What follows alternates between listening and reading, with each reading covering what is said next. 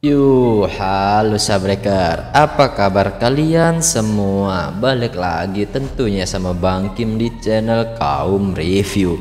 Kali ini Bang Kim akan melanjutkan cerita manhwa yang berjudul Reinkarnasi Pembunuh Terhebat part keempat. Bagi kalian yang belum nonton part sebelumnya, Bang Kim saranin buat nonton terlebih dahulu supaya kalian gak ketinggalan alur ceritanya. Buat kalian semua yang belum subrek, silahkan di subrek terlebih dahulu. Oke lah, gak usah lama-lama, kita langsung aja masuk ke dalam alur ceritanya. Di part keempat kali ini kita diperlihatkan sosok Raon yang merasa bahwa roh biru belum mengeluarkan kekuatan sepenuhnya, dikarenakan roh biru tersebut baru saja terbangun.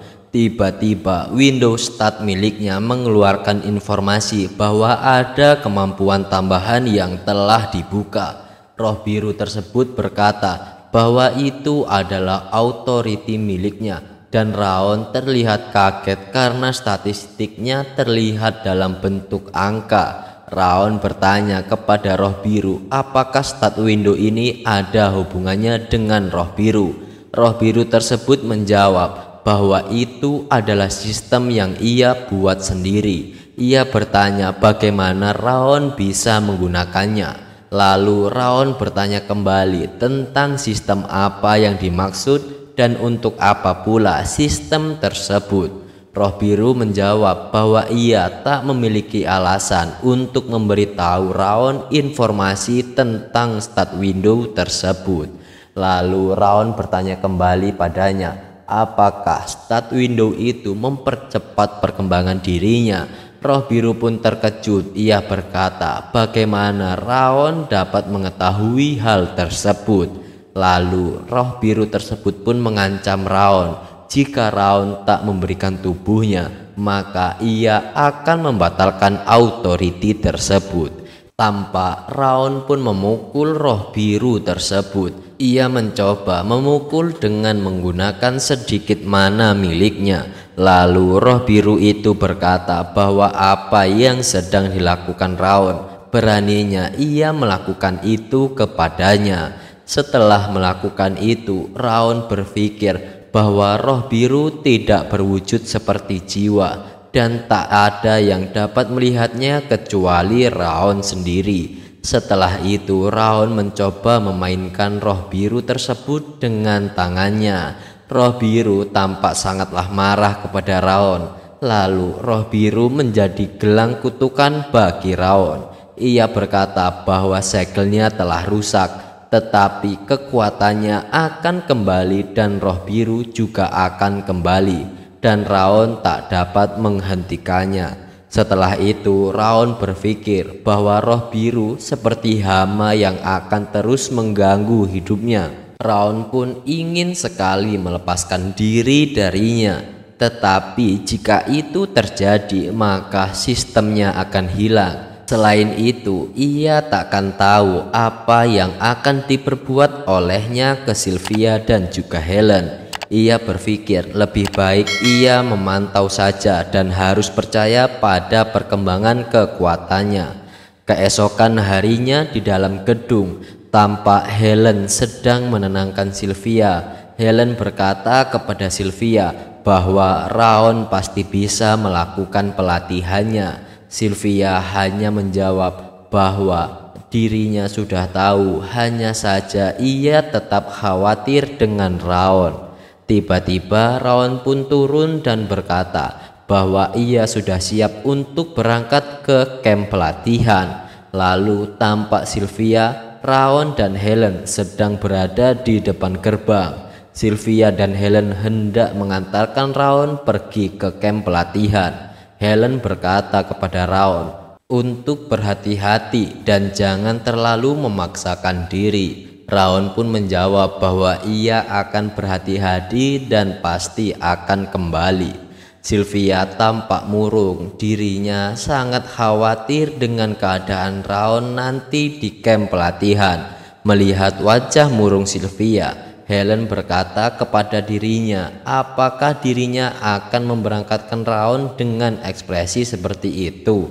Raon akan merasa sedih jika melihat dirinya murung. Lalu Sylvia berkata pada Raon untuk berhati-hati.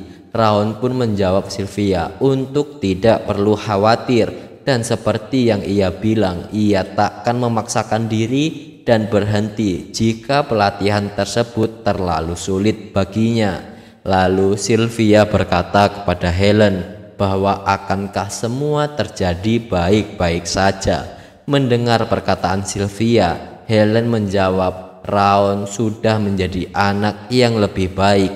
Dia pasti bisa melewati pelatihannya dan akan kembali ke rumah. Dengan rasa khawatir, Sylvia memeluk Raon. Sementara itu, Helen pun berkata pada Sylvia bahwa instruktur di pelatihan memiliki mata yang bagus untuk para kader di Ziggurat.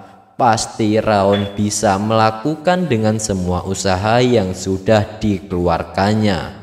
Lalu di pelukan Sylvia, Raon berkata ia janji akan berlatih tanpa terluka sedikit pun, dan tak perlu khawatir, Raon pasti menepati janjinya. Sylvia menangis mendengar perkataan Raon tersebut. Lalu Raon pun pergi berjalan ke kamp pelatihan. Sylvia yang masih sedih pun memohon dalam hati agar Raon kembali dan menepati janjinya. Setelah itu, tampak keadaan di lapangan kamp pelatihan Ziggurat begitulah ramai. Banyak para kadet yang sangat antusias mengikuti pelatihan tersebut. Di saat banyaknya kadet yang berasal dari keluarga keturunan asli dan kolateral, ada juga yang berasal dari keluarga bawah namun mendapatkan rekomendasi. Tampak dua kadet yang sedang mencibir Raon. Mereka melihat postur Raon yang begitu kecil. Mereka yakin Raon akan hancur hanya dengan sentuhan jari. Dan ada juga yang mengatainya sebagai beban di kamp pelatihan. Dan ada juga yang mengatai gelang yang dipakai Raon sangatlah norak. Raon yang mendengar cibiran tersebut lantas melihat gelang yang terpakai di tangannya. Itu adalah wujud dari roh biru semalam yang memaksa bergabung dengan tubuhnya. Roh biru tersebut menghampiri kedua kadet dan berkata bahwa merekalah yang tak mengerti keeleganan dan King of Essence akan menghancurkan mereka berdua. Lalu tampak Raon juga menghampiri dua kadet tersebut. Ia berkata pada mereka untuk berhenti bergosip dan langsung katakan itu di hadapannya. Kedua kadet tersebut kaget melihat karena tiba-tiba saja Raon mendekat dan berkata seperti itu kepada mereka. Lalu Raon juga berkata, bukankah kalian tahu tidak boleh membicarakan orang di belakangnya? Salah satu kadet menyuruh Raon untuk diam dan mencibirnya sebagai orang yang diasingkan ke bangunan aneks. Dan yang satunya mengatai Raon bahwa dirinya bukanlah keturunan langsung dari keluarga Ziggurat. Lalu Raon dengan santai berkata pada mereka berdua, apakah kalian pantas berbicara seperti itu? Padahal kalian juga berasal dari keturunan kolateral. Mendengar perkataan Raon, tampak kedua kadet tersebut marah dan memasang wajah geram kepada Raon. Salah satu dari mereka menarik kerah baju Raon dan hendak memukulnya dan berkata bahwa Raon orang yang tak tahu diri. Raon tak mengeluarkan ekspresi apa-apa, ia hanya pasrah apa yang akan terjadi pada dirinya. Tiba-tiba saja Buren datang, ia menyuruhnya untuk berhenti dan berkata bahwa pelatihan akan segera dimulai, apa yang sedang mereka lakukan. Buren pun berkata bahwa ternyata di kamp pelatihan juga ada orang luar dan berkata pada kedua kadet apakah mereka ingin menodai nama Ziggurat. Lalu kedua kadet tersebut meminta maaf kepada Buren. Buren adalah keturunan asli dari keluarga Ziggurat. Lalu Buren mendekati Raon. Ia berkata kepada Raon bahwa Raon masih saja tak mengerti posisinya siapa. Lalu ia berkata kepada Raon bahwa Raon tidak lebih dari debu yang dapat ia bersihkan kapanpun ia mau. Dan yang parahnya lagi, Buren berkata, hiduplah seperti tikus mati jika Raon tidak mau diusir dari bangunan aneks. Buren pun meninggalkan Raon sambil berkata bahwa dari awal Raon tak memiliki rencana mengikuti pelatihan ini dan orang sepertinya tidak akan lolos. Mendengar Buren mencibir dirinya, Raon berkata ia sudah muak mendengar omong kosong darinya. Raon juga berkata bahwa Buren hanyalah seorang anak dari keturunan langsung yang tak memiliki status, dan mungkin saja Buren memiliki otoritas jika merengek ke ayahnya. Buren pun tampak tak terima dikatai seperti itu oleh Raon. Ia berkata berani-beraninya keturunan kolateral berkata seperti itu kepadanya. Buren langsung mendatangi Raon lagi dan ingin bertengkar padanya. Di waktu yang bersamaan, tiba-tiba Rimmer menendang pintu keluar. Ia melihat Buren dan Raon ingin berkelahi. Lalu Rimmer berkata, apakah kalian sudah berkelahi? Itu adalah hal yang wajar dari anak muda seperti mereka. Raon yang melihat Rimmer berkata dalam hati, bukankah Rimmer sudah pensiun setelah pusat energinya terluka? Raon tak menyangka Rimmer akan berada di kamp pelatihan. Lalu Rimmer pun melanjutkan perkataannya, bagaimana jika kalian melanjutkan perkelahian setelah upacara pembukaan saja? Buren tampak kesal karena niatnya berkelahi harus terhenti karena kehadiran Rimmer dan sebentar lagi upacara pembukaan akan dimulai. Setelah kejadian tersebut, tampak Rimmer membariskan seluruh kadet yang mengikuti pelatihan. Ia memperkenalkan dirinya bernama Rimmer kepada seluruh kadet yang datang dan posisinya sebagai kepala instruktur pelatihan. Rimmer pun berkata bahwa ada 160 kadet yang mengikuti pelatihan. Menurutnya itu terlalu banyak dan ia akan menguranginya dengan cara melakukan ujian. Rimmer menyebutkan ada 4 jenis ujian yang akan dilakukannya selama pelatihan tersebut. Rimmer pun berkata bahwa ia lebih baik mendapatkan jumlah kadet yang sedikit tetapi memiliki kualitas elit. Para kadet cukup kaget mendengar ada 4 tahap ujian. Mereka merasa itu terlalu banyak. Melihat para kadet terkejut, Rimmer berkata bahwa dialah yang membuat peraturan di sini. Jika ada yang keberatan, maka para kadet boleh pergi menemui orang tuanya di rumah. Tak lama dari itu, Rimmer berkata bahwa ujian 1 dimulai. Para kadet pun bingung karena Rimmer tak mengucapkan instruksi para kadet harus ngapain. Melihat para kadet bingung, Rimmer berkata, apa yang sedang kalian lakukan? Mulailah berlari. Semua kadet berlari mengelilingi lapangan kamp pelatihan. Lalu Rimmer berkata bahwa stamina dan tekad sangatlah penting dalam seni bela diri. Jadi larilah sekuat tenaga sampai dirinya menyuruhnya untuk berhenti. Ketika Raon berlari, roh biru menyuruhnya untuk berlari di depan dan mendahului yang lain. Raon menjawabnya bahwa ini bukanlah kompetisi, tak perlu mencoba mendahului orang lain. Rimmer lebih melihat ke potensi dan karakter seseorang. Menurut Raon, orang yang dapat bertahan akan lulus pada ujian ini, dan Raon akan memastikan dirinya dapat bertahan sampai akhir. Tampak 2 orang pengawas berbicara tentang Buren dan Runan. Pasti mereka tak ada tandingannya. Tetap menurut mereka semua peserta latihan kali ini bagus, tetapi mereka tetap kagum pada Buren dan Runan. Menurutnya mereka berdua bisa saja lari berjam-jam dengan kecepatan yang seperti ini, dan kemampuan mereka di usia 12 tahun membuat pengawas merinding membayangkan mereka berdua di masa depan. Lalu kedua pengawas tersebut melihat Raon. Mereka berkata bahwa Raon cukup membuat mereka terkejut. Raon memanglah tak dapat mengejar, tetapi ia selalu membuntuti orang yang ada di depannya. Dan mereka berkata bahwa Raon adalah orang yang sedang sakit. Dan mengejutkannya, Raon dapat tahan berlari dengan waktu yang cukup lama. Tetapi menurut mereka berdua, Raon sudah mulai kelelahan. Lalu nampak Rimmer yang juga sedang memantau berpikir bahwa Raon adalah hal yang menarik.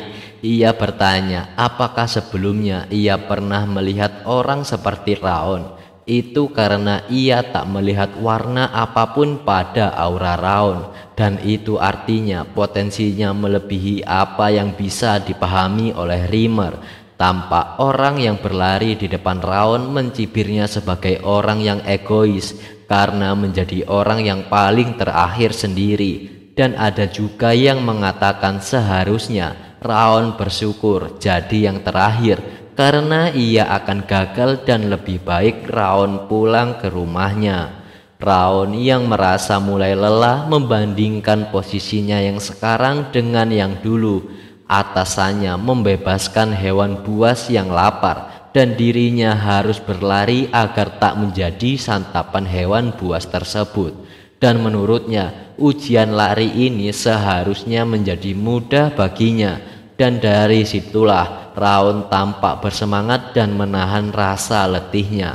Rimmer tampak heran dan kebingungan. Ia melihat Raon masih bersemangat lari, padahal staminanya sudah habis menurut pandangannya.